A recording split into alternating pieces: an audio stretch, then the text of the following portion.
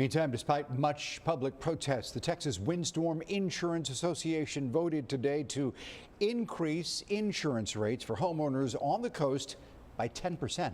TWIA says it's needed to keep the association from running out of funding, but will homeowners be able to bear that increase? Our Bill Churchwell is following those developments for us tonight, and he joins us now with those details. Bill?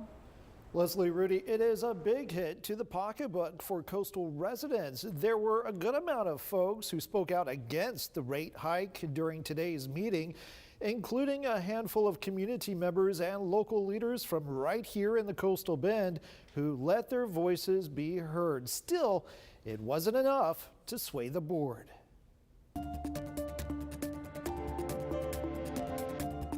So the motion passes. In a 6-3 vote, TWIA gave their approval to raise rates for windstorm policies by 10%. For those who pay an average of $2,300 a year on their premium, that means an increase of $230. But it's a cost not shared by all Texans. Why are we coming here all the time?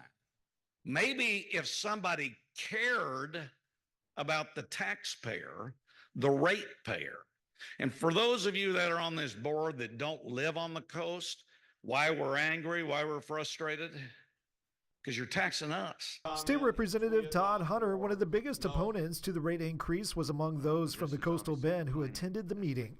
These rising costs are not merely numbers on a balance sheet. They represent significant obstacles to our economic growth and stability, harming business and employees alike. This will be the second increase in about 2 years. It was back in 22 when TWIA approved a hike of 5%. They blame growth with an additional 25,000 new policies in the last year, saying current rates might not be enough to pay claims. In an interview with 3 News last week, Jim Murphy with TWIA said they expect Hurricane Beryl will use up all of the premiums that have been collected this year. In the long run, we really need to be able to save more in the good years to pay for the bad years. The 10% increase is expected to rake in an additional $75 million a year. The next step, TWIA must get approval from the Texas Department of Insurance. They'll have the final say in the decision that is expected by October 15th. Meantime, Hunter says he plans to file an appeal. Absolutely. I bet this to me is just another rerun. They've ruled one way, we go appeal, we go fight.